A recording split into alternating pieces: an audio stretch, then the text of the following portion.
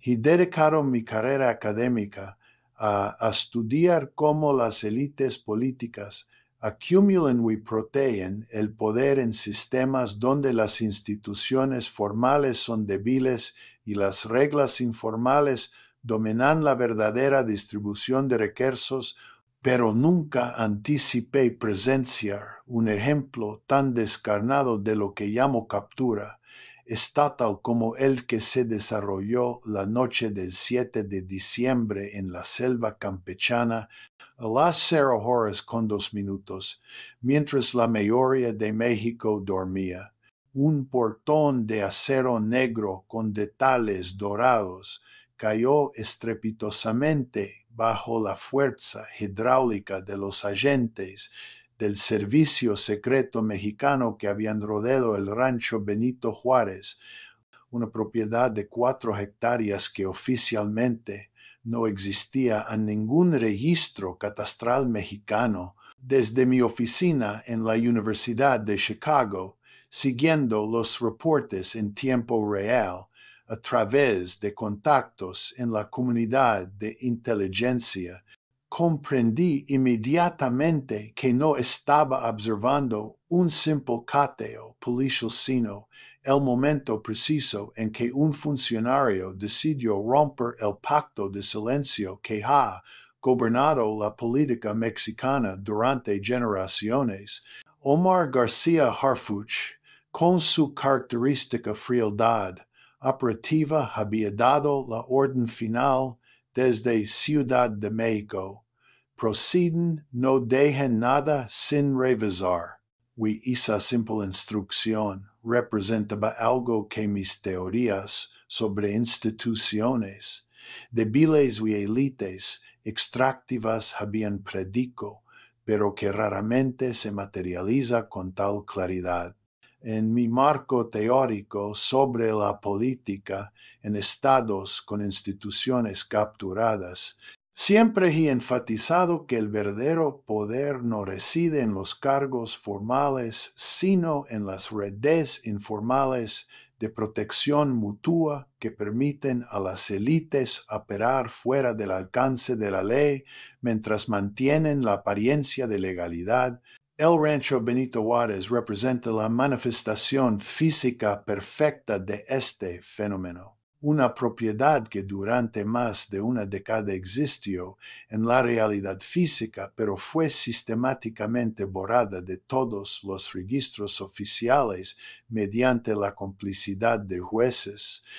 notarios y funcionarios que comprendían perfectamente que su propio bienestar dependía de mantener ciertos secretos fuera del escrutinio público, lo que hace este caso particularmente revelador desde la perspectiva del análisis institucional es que la desaparición del rancho de los registros no fue un accidente administrativo, sino un diseño deliberado ejecutado durante el sexenio de Enrique Peña Nieto, cuando un juez específicamente ordenó que la propiedad fuera clasificada como confidencial por supuestas razones de seguridad nacional. Esta es precisamente la mecánica que he descrito en mis trabajos sobre cómo las élites políticas en democracias débiles utilizan las herramientas del Estado no para servir al interés público, sino para construir fortalezas privadas de impunidad, porque los agentes encontraron al cruzar ese portón caído no era simplemente evidencia de riqueza mal habida, sino un catálogo completo de cómo se convierte el poder político en acumulación material cuando las instituciones de rendición cuentas han sido neutralizadas. Una mansión principal de 1,100 metros cuadrados con mármol italiano importado, una casa de visitas de casi 300 metros, estanque de patos exóticos, ruedo para caballos, establos con aire acondicionado, terraza tecada con asadores italianos, coquera con capacidad para 20 vehículos, dentro de esa coquera un Ferrari, un Porsche y un Maserati cubiertos con lonas negras como si fueran secretos que nunca deberán ser descubiertos. En mis análisis de corrupción política en América Latina,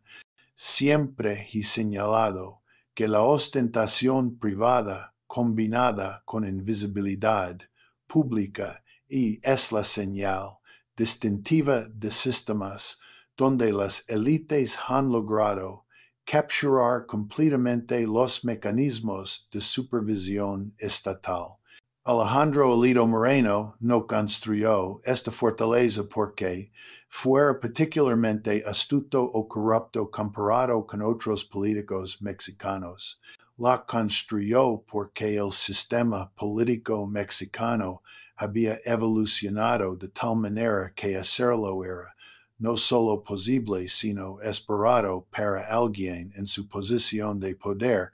El elemento más revelador del caso desde mi perspectiva analítica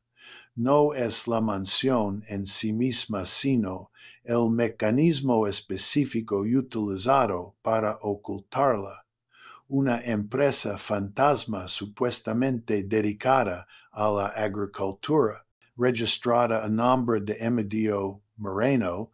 el padre fallecido de Alito, quien según los documentos oficiales fundó esta compañía en 2022 a pesar de haber muerto en 2020. Esta imposibilidad biológica pasó desapercibida durante años porque los actores encargados de verificar la legalidad de tales transacciones, notarios y jueces específicamente, estaban integrados en la misma red de protección mutua que beneficiaba a Alito. En mi trabajo teórico sobre instituciones extractivas, he argumentado que la corrupción sistemática no es simplemente el resultado de funcionarios deshonestos individuales, sino de estructuras institucionales diseñadas deliberadamente para permitir la extracción de recursos mientras se mantiene una fachada de legalidad. La empresa agrícola que nunca cultivó maíz ni soya, pero recibió millones en contratos gubernamentales por adjudicación directa es un ejemplo perfecto de lo que llamo instituciones zombies. Entidades que existen en papel, pero cuya única función real es canalizar recursos públicos hacia bolsillos privados, lo que hace que el operativo de Harfuch sea tan significativo desde la perspectiva del análisis de cambio institucional es que representa una ruptura consciente con las reglas no escritas que han gobernado la política mexicana durante décadas. En sistemas políticos donde la corrupción está institucionalizada, existe típicamente un entendimiento tácito entre las élites de que ciertas líneas no se cruzan, ciertos secretos no se revelan, y ciertas propiedades no se catean independientemente de cuán obvias son las irregularidades. Este pacto de no agresión entre facciones de la élite es lo que permite que sistemas profundamente corruptos mantengan estabilidad aparente incluso cuando todos los actores involucrados comprenden que las instituciones formales son una farsa. Cuando Harfuch ordenó el cateo del rancho que había permanecido intocable durante más de 10 años, no estaba simplemente persiguiendo a un político corrupto, estaba anunciando que las viejas reglas ya no aplicaban y que la protección que ciertos nombres habían disfrutado históricamente había expirado. El descubrimiento dentro de la mansión de una caja fuerte que contenía no solo efectivo o lingotes de oro sino específicamente llaves con el logo de Bell Helicopter y un lavero grabado con el nombre Santa Malia revela la profundidad de lo que los investigadores habían desenterrado.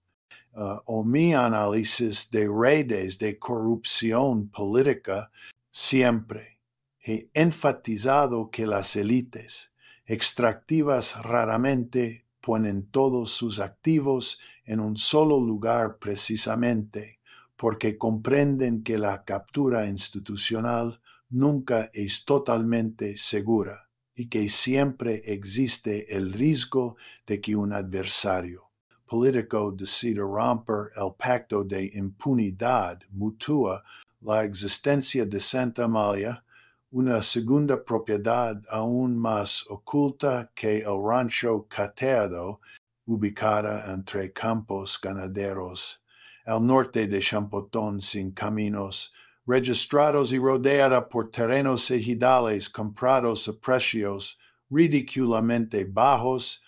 huir exactamente el tipo de estratificación de secretos que caracteriza a redes sofisticadas de ocultamiento de activos. Desde la perspectiva de la teoría del Estado y las instituciones políticas, lo que estamos presenciando en México no es simplemente un caso de corrupción individual, sino la exposición pública de cómo funcionan realmente las democracias capturadas donde las instituciones formales existen, principalmente como teatro, mientras las verdaderas decisiones sobre distribución, recursos, ocurren a través de redes informales protegidas por la complicidad institucionalizada.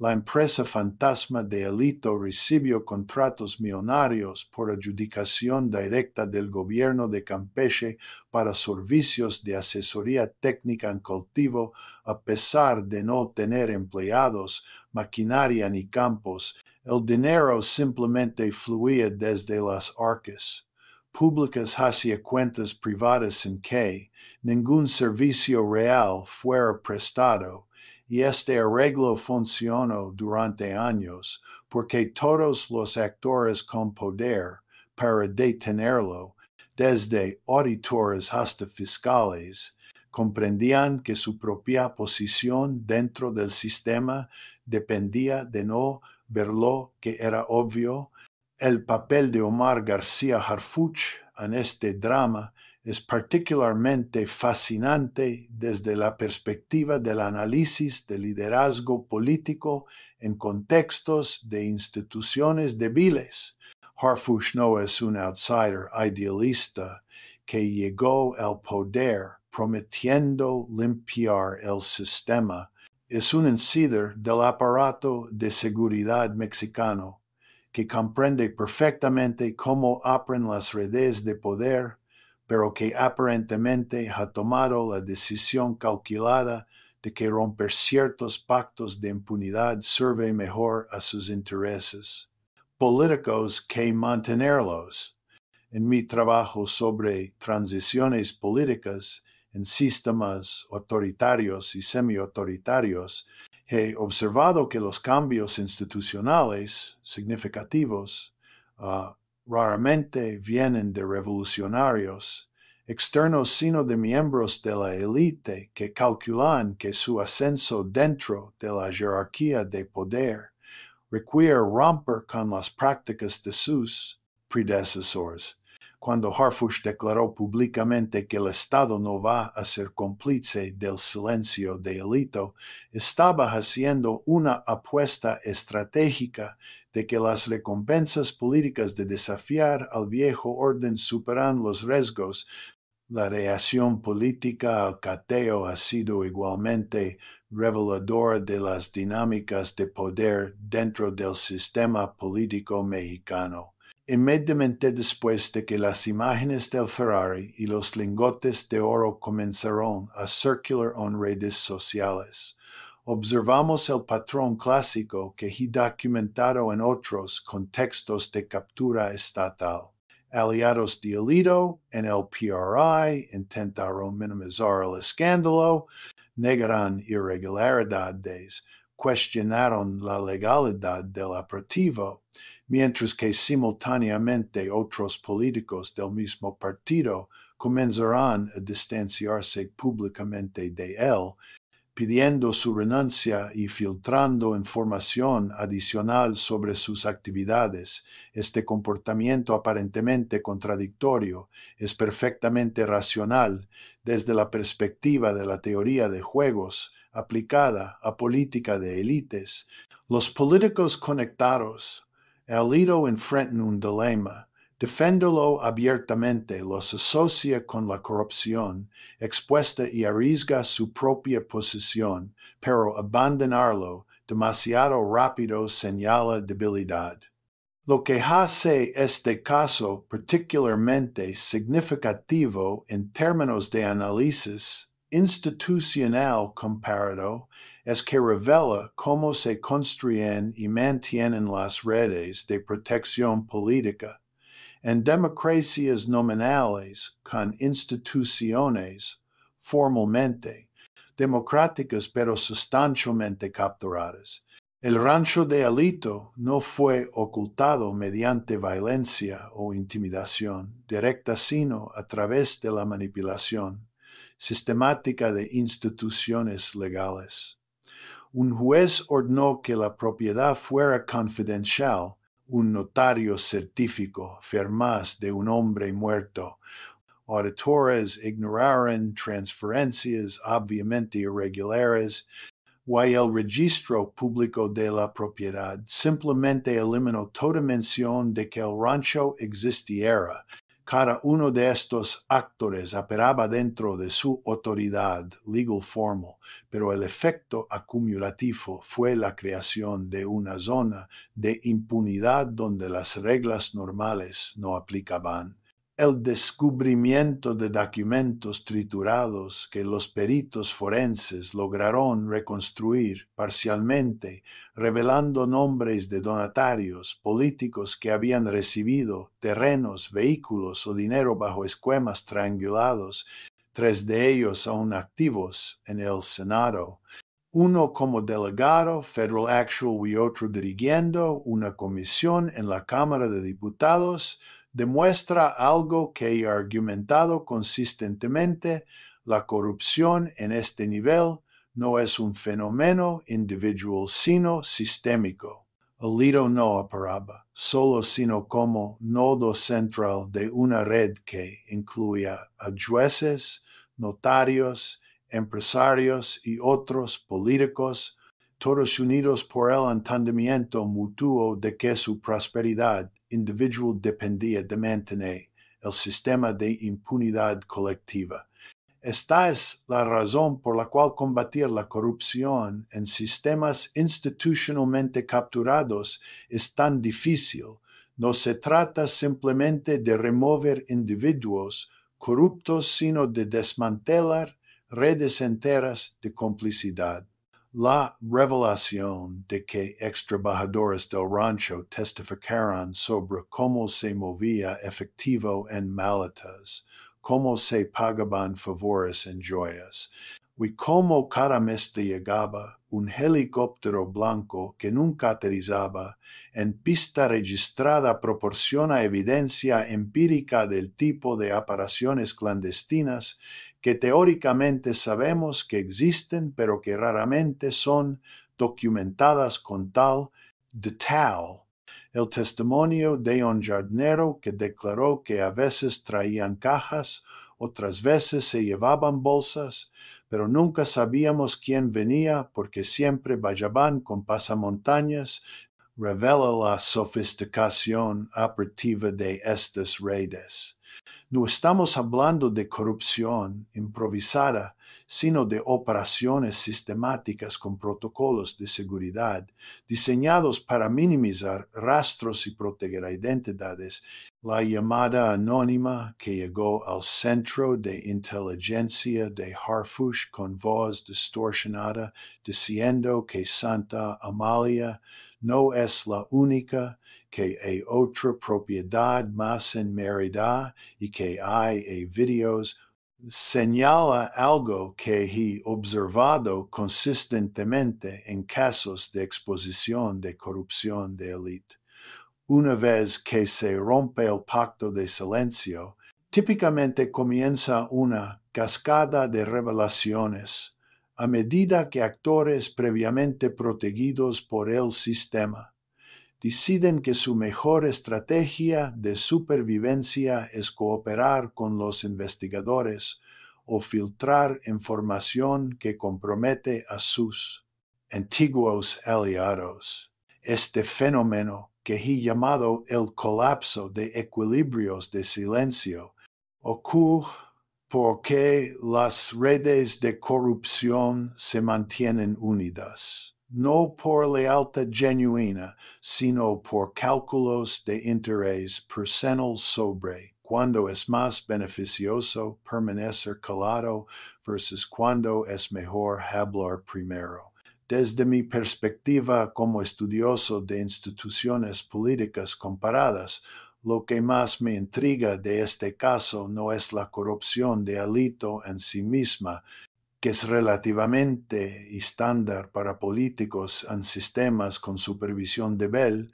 sino la decisión de Herfush de romper con décadas de precedente y catear una propiedad que todos sabían que existía, pero que ningún gobierno anterior se había atrevido a tocar. Esta decisión sugiere una de dos posibilidades. O Harfuch está respaldado por fuerzas políticas lo suficientemente poderosas dentro del gobierno, actual que cree puede desafiar impunemente a las viejas redes de poder. Está tomando una apuesta extraordinariamente arriesgada que podría terminar no solo con su carrera política, sino potencialmente con su seguridad personal. Hay subestimado la capacidad de esas redes para contraatacar. La pregunta más importante que plantea este caso desde la perspectiva del análisis institucional es si representa un cambio genuino en las reglas del juego político mexicano o si es simplemente una reconfiguración temporal de alianzas de élite, donde un grupo político utiliza las instituciones de justicia para debilitar a sus rivales antes de que el péndulo oscile nuevamente. He observado en múltiples contextos latinoamericanos que lo que inicialmente parece ser campañas anticorrupción transformadoras frecuentemente termina siendo simplemente la sustitución de un grupo de élites extractivas por otro, con las instituciones fundamentales de rendición de cuentas permaneciendo igualmente débiles. La verdadera prueba de si México está experimentando un cambio institucional significativo. Será si el precedente establecido por el cateo del rancho de Alito se aplica consistentemente a otros actores políticos independientemente de su afiliación partidaria. El hecho de que se hayan congelado cuentas bancarias ligadas a la empresa fantasma agrícola y se hayan descubierto transferencias cruzadas con cuentas en Belice y Panamá demuestra el grado de sofisticación de las operaciones de lavado de dinero involucradas. O mi investigación sobre flujos financieros ilícitos en América Latina he documentado consistentemente cómo las élites políticas utilizan estructuras offshore y triangulaciones complejas para ocultar el origen y destino de fondos extraídos del erario público. Lo que hace el caso de Alito particularmente instructivo es que ilustra cómo estas operaciones no requieren un genio financiero, sino simplemente la captura de suficientes puntos de control institucional. Notarios que certifiquen documentos falsos, bancos que no reportan transacciones sospechosas, auditores que aprueban cuentas obviamente irregulares y fiscales que deciden no investigar. La reacción en Campeche, particularmente la pregunta del vecino mayor del rancho que se acercó a los agentes y preguntó entonces si pueden hacer algo contra los intocables, captura algo profundo sobre la psicología política en sociedades donde la impunidad de las élites ha sido tan completa durante tanto tiempo que los ciudadanos ordinarios han perdido la expectativa de que la justicia pueda aplicarse a los poderosos. Esta normalización de la impunidad es quizás el efecto más corrosivo de la captura institucional, porque erosiona no solo la confianza en instituciones específicas, sino la creencia más fundamental de que las reglas pueden aplicarse equitativamente. Cuando la impunidad se vuelve tan predecible que los ciudadanos se sorprenden genuinamente cuando se catean las propiedades de políticos poderosos, el contrato social básico que sostiene la legitimidad democrática se ha roto fundamentalmente. El aperitivo también revela algo importante sobre la dinámica del poder dentro del actual gobierno mexicano. Harfuch no habría podido ejecutar este cateo sin respaldo político al más alto nivel, lo que sugiere que la actual administración ha tomado la decisión estratégica de que romper con ciertas figuras del viejo sistema político sirve a sus intereses. En mi análisis de transiciones políticas en América Latina, he observado que los nuevos gobiernos frecuentemente utilizan campañas anticorrupción contra figuras del régimen anterior como forma de consolidar su propio poder y debilitar a la oposición. La pregunta crítica es si esta estrategia se aplica selectivamente solo contra adversarios políticos o si representa un compromiso más genuino con reformar las instituciones de rendición de cuentas independientemente de quién sea el objetivo. Desde la perspectiva de la teoría política sobre cambio institucional, el caso de Alito representa lo que he llamado un momento de revelación institucional, donde las prácticas que todos conocían pero que permanecían cuidadosamente sin documentar súbitamente se vuelven innegablemente visibles y públicas. Estos momentos son importantes, no porque revelan información genuinamente nueva y las élites informadas. Todos los actores relevantes en la política mexicana probablemente sabían que Alito tenía propiedades ocultas financiadas irregularmente, sino porque obligan a las instituciones a responder públicamente de maneras que establecen precedentes. Una vez que las imágenes del Ferrari y la mansión de mármol están circulando en redes sociales y dominando los noticieros, se vuelve políticamente imposible simplemente ignorar el asunto como habría sido posible cuando todo permanecía oculto. La mención en los documentos reconstruidos de una credencial del INE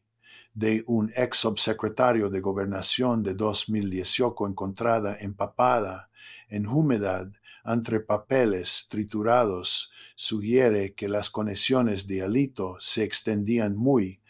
por encima de la política estatal de Campeche y el Canzabán, niveles federales de gobierno. Esta es una observación crítica desde la perspectiva del análisis de redes de corrupción. Las redes exitosas de extracción de recursos públicos raramente se limitan a un solo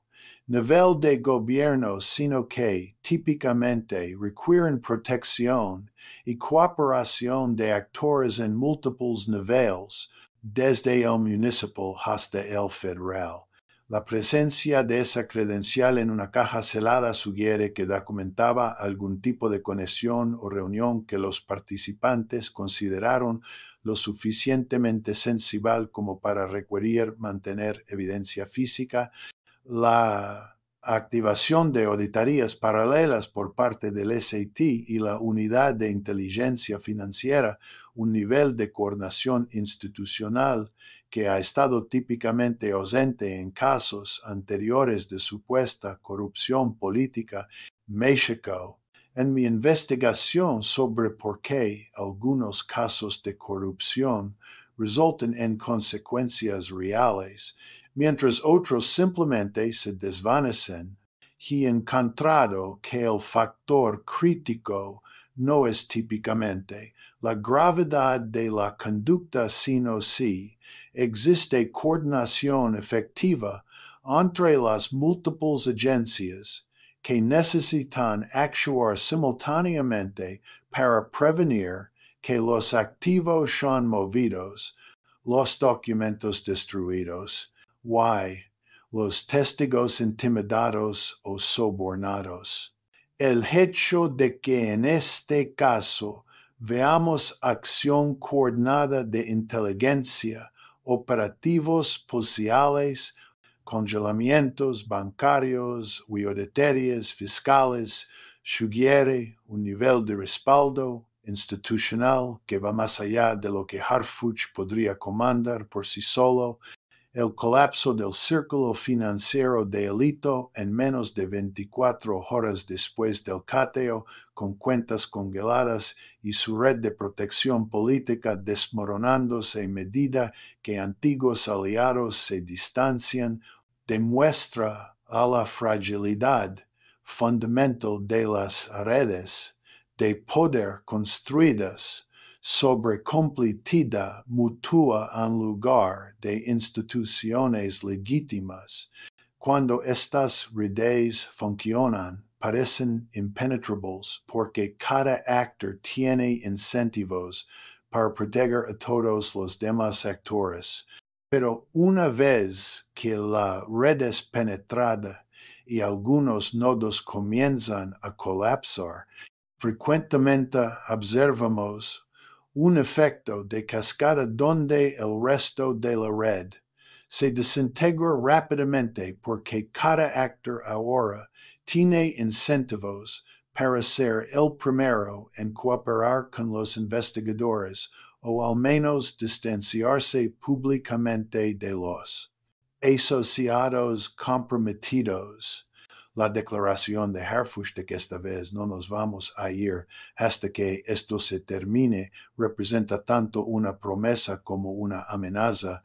y su credibilidad dependerá enteramente de si logra mantener el impulso político e institucional necesario para seguir adelante a medida que la resistencia de las redes amenazadas inevitablemente se intensifique. En mi estudio de campañas anticorrupción en América Latina, he observado que muchas que comienzan con gran fanfarria eventualmente pierden momento cuando las fuerzas políticas que se beneficiaban del viejo sistema logran reorganizarse y contraatacar. Y así, a través de acciones legales contra los investigadores, campañas de desinformación para deslegitimar las acusaciones, o simplemente esperando que la atención pública se mueva a otros temas. Lo que encuentro más fascinante desde la perspectiva del análisis de instituciones políticas es la pregunta de qué exactamente motivó a Harfuch y al gobierno actual a cruzar esta línea en este momento particular. En sistemas políticos donde ciertas reglas informales han gobernado durante décadas, La decisión de romper esas reglas nunca es tomada a la ligera porque crea incertidumbre sobre qué otras reglas podrían ser rotas y quién más podría ser el próximo objetivo. Una posibilidad es que el gobierno actual calcula que ha consolidado suficiente poder que puede permitirse desafiar a las viejas redes sin temer represalias efectivas. Otra posibilidad es que enfrenta presiones que hacen necesario demostrar acción contra la corrupción para mantener apoyo público. El caso también plantea preguntas importantes sobre el futuro del PRI como institución política. Durante décadas, el PRI funcionó como una máquina de poder altamente efectiva precisamente porque podía proteger a sus miembros de consecuencias legales por actividades que técnicamente violaban la ley, pero que el partido consideraba una prerrogativa legítima del poder político. Esta protección era parte del atractivo fundamental de pertenecer al partido, no solo acceso a posiciones de poder, sino protección contra rendición de cuentas por cómo ese poder se ejercía. Esa protección ya no es creíble si figuras como Alito pueden ser cateadas y sus propiedades confiscadas a pesar de sus conexiones dentro del partido. Entonces el valor de la membresía en el PRI disminuye sustancialmente. Finalmente, desde mi perspectiva como teórico de instituciones políticas, el caso del rancho de Alito representa un microcosmos perfecto de las patologías que afectan a las democracias capturadas en desarrollo. Tienes instituciones formalmente democráticas, elecciones regulares, separación nominal de poderes, pero debajo de la superficie, las verdaderas reglas del juego son completamente diferentes de lo que los textos constitucionales prescriben.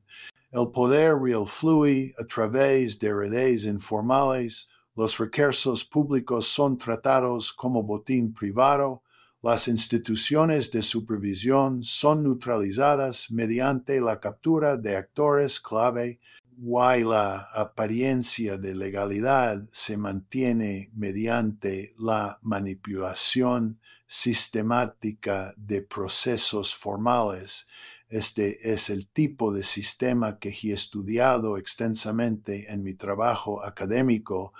pero raramente tenemos la oportunidad de ver su funcionamiento interno documentado tan vívidamente como en este caso.